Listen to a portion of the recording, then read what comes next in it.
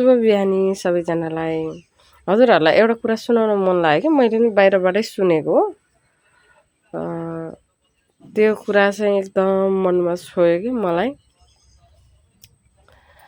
छोराको कमाई डराई डराई, बुढाको कमाई कराई कराई, आफ्नो कमाई रमाई रमाई।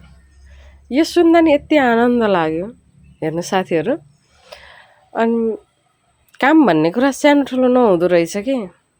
हामी चाहिँ चाहे पार्टीमा जाउँ, चाहे साथीहरूसँग घुम्न जाउँ, जहाँसुकै जाउँ न त, बुढाहरूसँग हात फैलाएर माग्नुभन्दा आफ्नो पसबाट निकालेर आफूले बचाएको पैसा निकालेर खर्च गर्दाखेरि कति आनन्द लाग्छ।